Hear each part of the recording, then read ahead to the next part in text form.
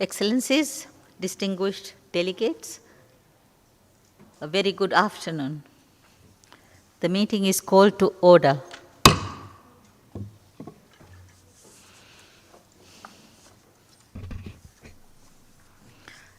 At the outset, I would like to remind all delegates to answer the electronic evaluation questionnaire for this meeting.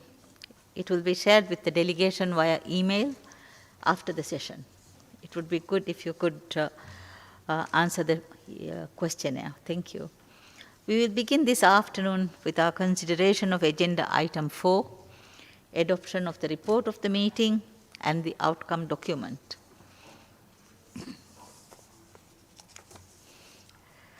Distinguished delegates, I now have the honor to present to you the draft outcome document contained in ESCAP/MIPA/IGM.3/2024/L.4 forwarded to the meeting by the facilitator of the informal consultations on the outcome document, Ms. Huda Ali Sharif, Permanent Representative of the Republic of Maldives to ESCAP.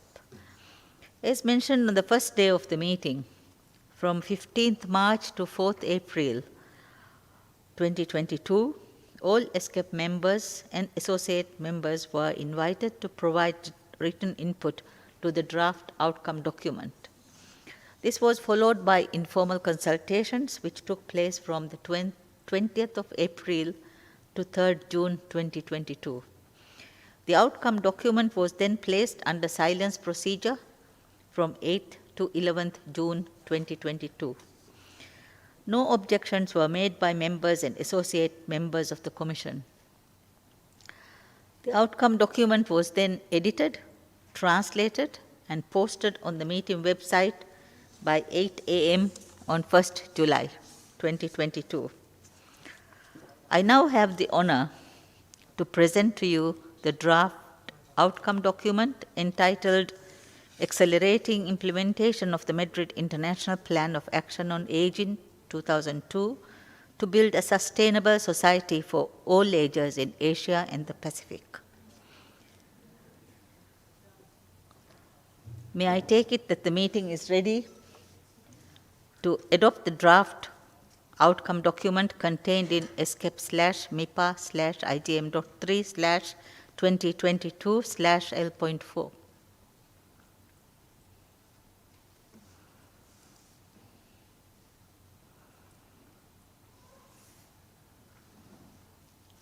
Seeing that there are no objections, it is so decided.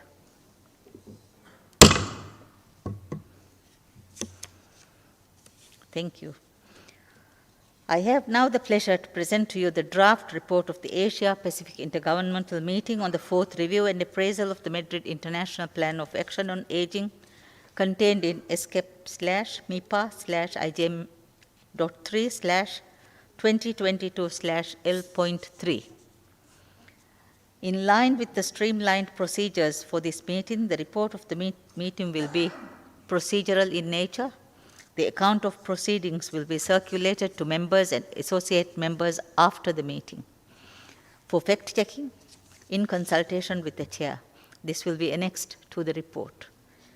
I would like to inform delegates that English language editing of the report will be undertaken by the Secretariat following the adoption of the report. In view of this, distinguished delegates are requested to focus on the substance of the report and to leave the editorial work of correcting any grammatical or typographical errors to the Secretariat. I also request those delegates wishing to make minor changes to the text to read them out at dictation speed. With respect to any major changes, please provide the written text to the Secretariat in advance so that they may enter it on screen for consideration by all delegations. You can see the draft report on the screen.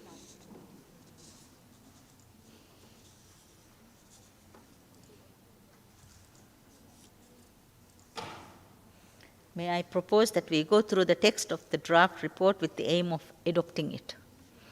We will now review the draft report section by section.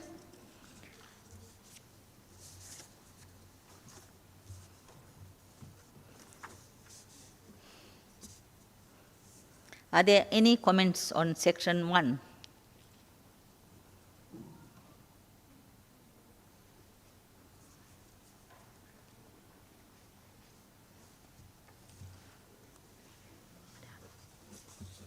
Thank you.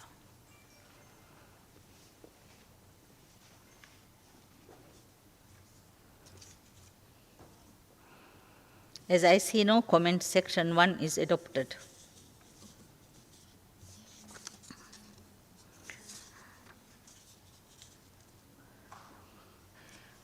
Are there any comments on section 2A?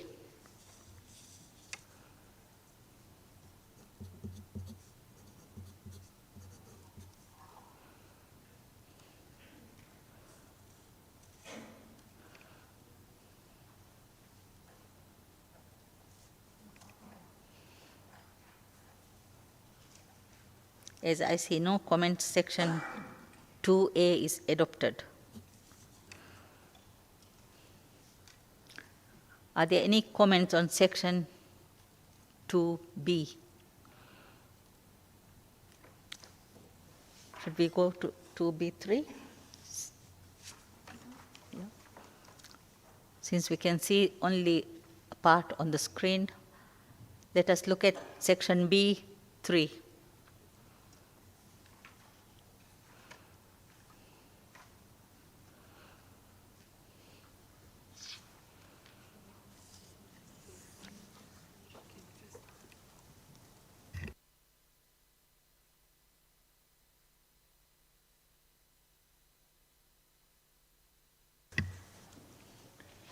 Yeah, as I see no comments, and also no comments on Kudo,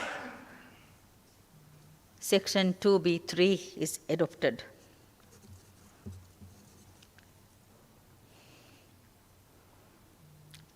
Section B4 is adopted as well. Can we move up?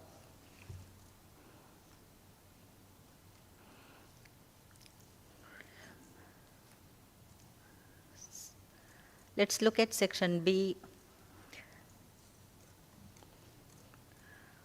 5, 6, 7, and 8 together.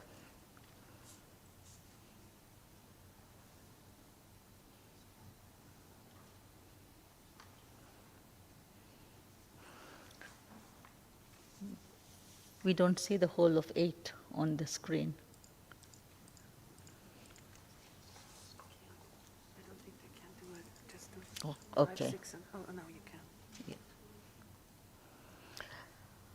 Maybe just 5, 6, and All 7. right. As I see no comments, section 5, 6, and 7 is adopted. Let us look at section 8. Are there any comments on section 8?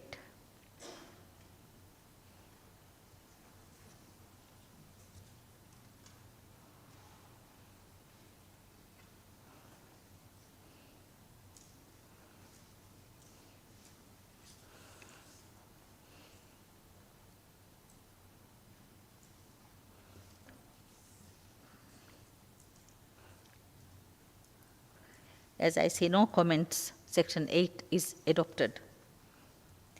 Are there any comments on section 9?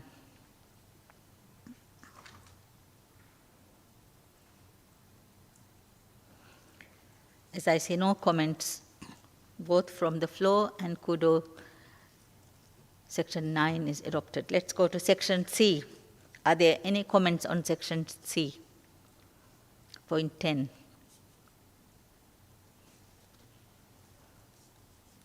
As I see no comments, section C, point 10 is adopted. We move to section D, the agenda. Are there any comments on section D, 11? Points 1, 2, and 3.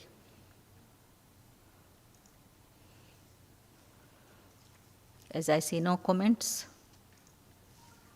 section D 11.123 is adopted. 3, we may have to look at C and D, and point 4.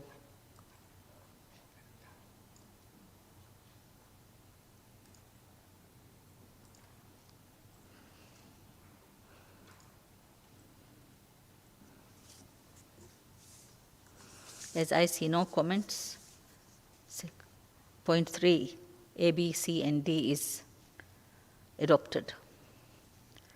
Let's have a look at 4.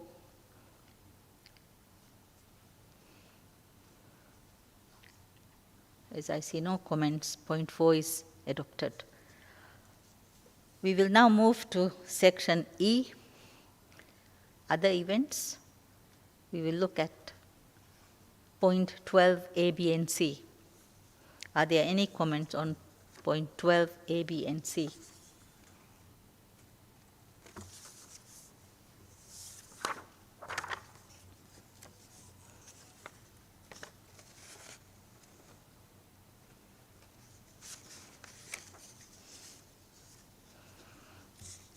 As I see no comments, section E, 12, A, B, and C are adopted. Are there any comments on points D and E?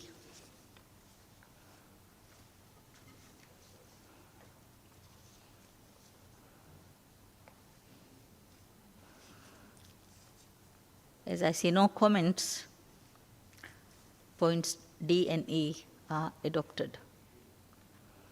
We will now move to section 3, account of proceedings, point 13. Are there any comments on point 13?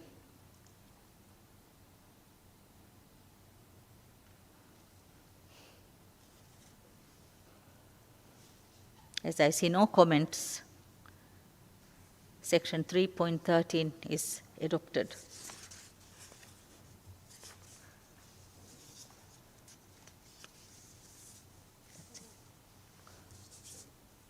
And do we go to the next? Yeah. We have an annex, which are the list of documents.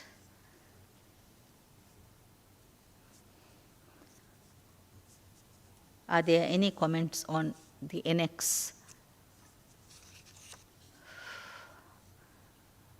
We will move it as we go. If there are no comments, we will keep moving.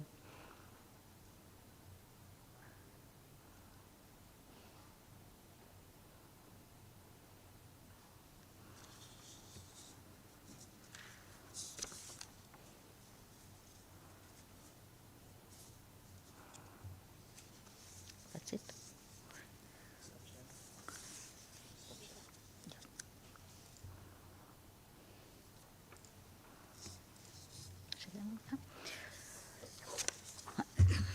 Yeah. Thank you. As we have reviewed all sections of the report, I propose that the draft report be adopted with editorial changes to be taken care of by the Secretariat, if there are any editorial changes. Are we all in agreement at this point?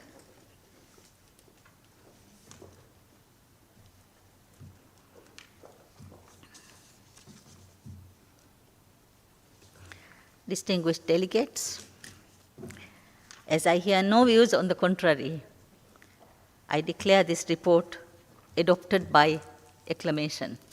Thank you.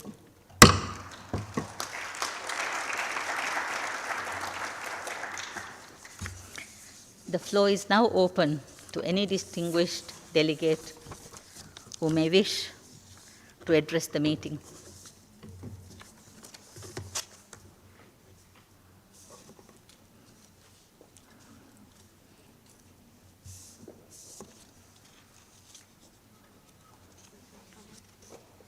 I don't see anybody.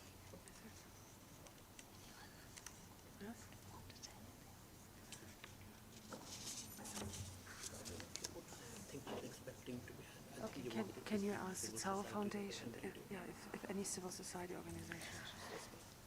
Any civil society organization? I can see one hand, I think it's a Sao Foundation. Thank you, Madam Chair. Good afternoon, Your Excellencies and distinguished guests. Sao Foundation congratulates the Asia-Pacific community and ESCAP, the outcome of this intergovernmental meeting on the fourth review and appraisal of the Madrid International Plan of Action on Aging shows that the voices of older people were heard, and the ESCAP, with its 53 member states and 9 associate members, considered the experiences, challenges, and key recommendations by the civil society organizations who work with older people on the ground. Specifically, we welcome the recommendation to support the formation and strengthening of older persons associations and civil society organizations to provide an effective community mechanism for strengthening the voices of older persons and to promote the creation of age-friendly agencies, local communities, and workplaces. In response, Sao Foundation is committing to be the catalyst that will facilitate the establishment of an Asia-Pacific regional alliance among older people's groups, non-governmental organizations, researchers and academics, and individuals interested to support the implementation of the recommendations of this MIPA review and appraisal process. In close partnership with OPA, self-help groups, and other community-based organizations, we are ready and look forward to continuing our active participation, engagement, and direct representation of older people at the regional and national level platforms, ensuring that the evolving needs of older persons are responded and their aspirations are supported. We will meaningfully engage and work closer with intergovernmental organizations such as ESCAP, UNFPA, WHO, ILO, ITU, and international NGOs such as HelpAge, International Longevity Center Global Alliance, IFA, IAGG, and other like-minded organizations, all of which are committed to accelerating the implementation of MIPA as well as the SDGs and ensuring that the rights of older people are promoted so that they live longer in dignity. Sao Foundation believes that as we move towards 2030, the focus should shift towards healthy aging and longevity. While Asia-Pacific will still be among the younger world regions in 2030, its 65-plus population will increase at a faster pace than the global average. In this respect, we will utilize and leverage on the results of the National Academy of Medicine's report, Global Roadmap for Healthy Longevity, which underscores the fact that humanity needs to fundamentally shift how we are preparing for population aging to maximize the number of years lived in good health. Our founder, Madam Sao Ung-Yushun, said in 1992, "I know what it is to grow old, and I feel deeply the desperation of those who face old age alone, who cannot get to a doctor, and whose families cannot or do not know how to take care of them. The pain of poor health is so much worse when you are old and frail." 30 years hence, the Foundation continues our mission to advance a positive transformation of the aging experience through mindset and systemic change in Singapore and moving forward in the Asia-Pacific region to ensure that no older man or older woman will ever feel alone, cannot get to a doctor, and their families are able to and want to care for them joyfully till the end. Thank you very much, Madam Chair. Thank you very much. Are there any additional delegates wishing to address the meeting?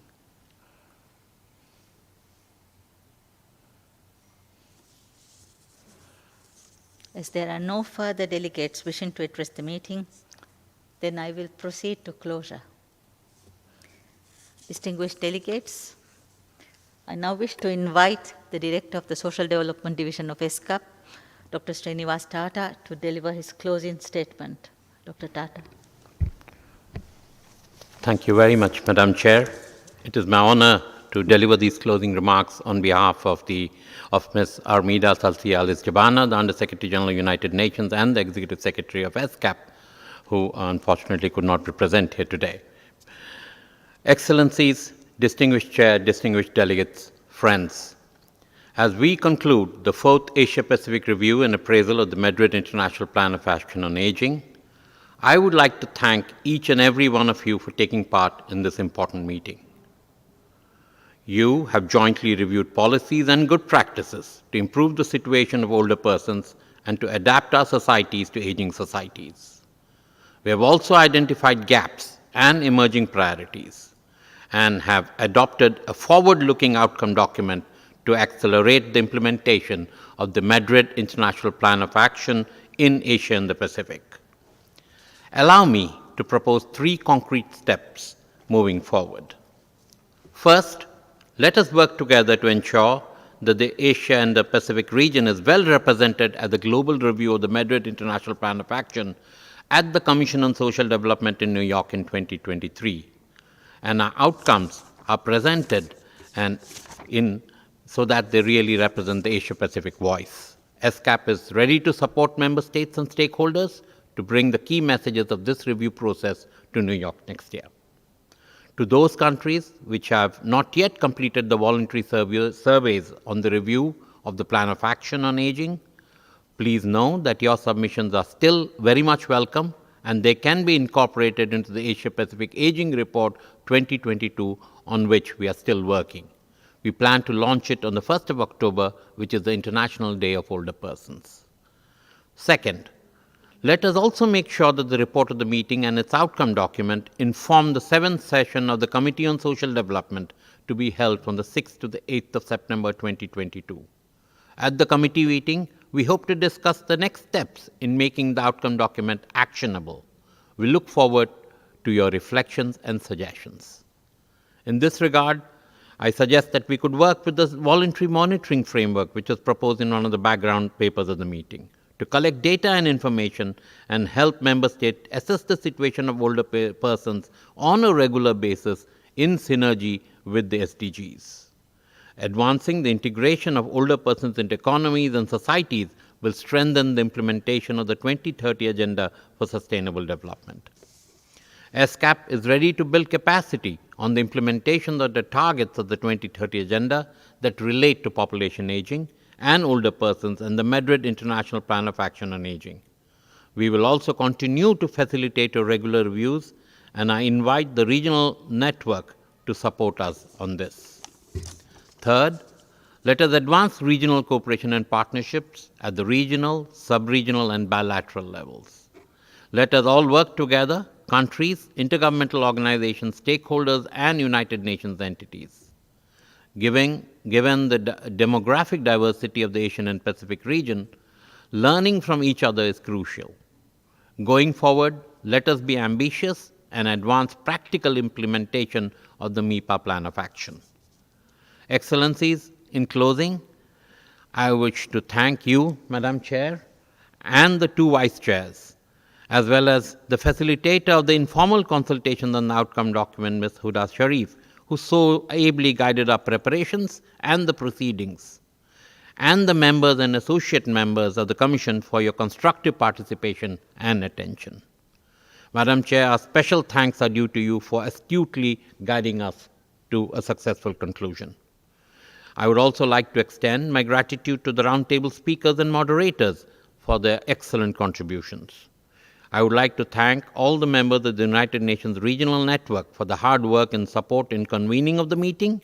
ESCAP is proud to be part of this network of focal points on aging from all the different agencies of the UN system, and we aim to support governments in the Asia-Pacific region in building societies for all ages. I would also like to thank all the stakeholders for your valuable contributions to this meeting and for making it truly inclusive. Finally, I wish to express my sincere thanks and appreciation to the ESCAP Secretariat staff, from the substantive divisions, from the interpreters, to our CDSS colleagues and our colleagues in the Conference Management Unit for their hard work in organizing these meetings. I look forward to working with all of you in ensuring that every woman and man in Asia Pacific will age in dignity, in security, and with social protection. Thank you, Madam Chair. Thank you, Dr. Tata, for your closing statement. Excellencies, distinguished delegates, I think we have made history these past 3 days. Through our collective efforts, we have for the 4th time undertaken a comprehensive intergovernmental review and appraisal under the auspices of the United Nations of our progress as countries towards implementing the Madrid International Plan of Action on Aging. We, member states and stakeholders, we have discussed common challenges, we have identified our priorities, and we have also stated the ways forward to ensure that no older person is left behind and that older persons age in dignity, safety, and security. 20 years have passed since 2002. We have agreed to concrete next steps in accelerating the implementation of the MIPA by adopting a forward-looking outcome document. It is a forward-looking outcome document. It is a document that has introduced new language on the UN Decade of Healthy Aging, climate change, COVID-19, and digital transformation. 4 new areas that we can talk about, which are relevant, which are important, and which we have identified as emerging issues of priority. All I ask you, as the person you have elected to chair this meeting, is let us all do the best we can to make this document an actionable document, a document that speaks, a document that guides us, a document that would pave the way for legislation, for frameworks of action, for budgeting in our own countries and among our stakeholders. We've already heard a number of suggestions in this regard from delegations in the room in the last 2 days. I trust that you will find a way to collectively take these next steps to ensure its implementation, fast implementation, and thereby advance the plan in a manner that has not happened in the last 20 years. The outcomes of our discussions will represent a common regional position to be presented to the global review of the Madrid Plan of Action in the Commission for Social Development at its 61st session in 2023. Before that, let us make this document that we have all agreed and adopted a reality. Perhaps more importantly, they will serve as reference documents guiding future work on this topic and for building a sustainable society for all ages in Asia and the Pacific.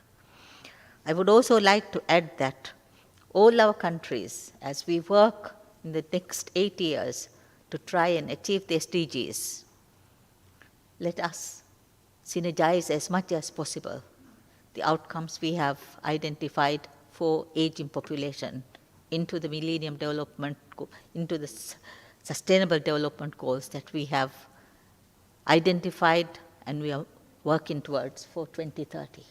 Let us try to do this synergy.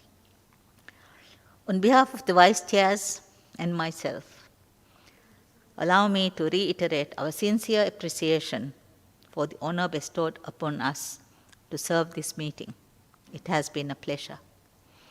My thanks also go to the hard work of all the Secretariat team. You have facilitated our work immensely. You have made it so much easier. Thank you so much. Let me also thank the conference officers and technicians, interpreters, editors who worked hard behind the scenes to support us and to make the running and our tasks smooth and easier. I thank you all, those who are present here in the room, those who have continuously stayed throughout the sessions, and those who joined online. With this, I declare the Asia-Pacific Intergovernmental Meeting on the 4th Review and Appraisal of the Madrid International Plan of Action on Aging closed. Thank you very much.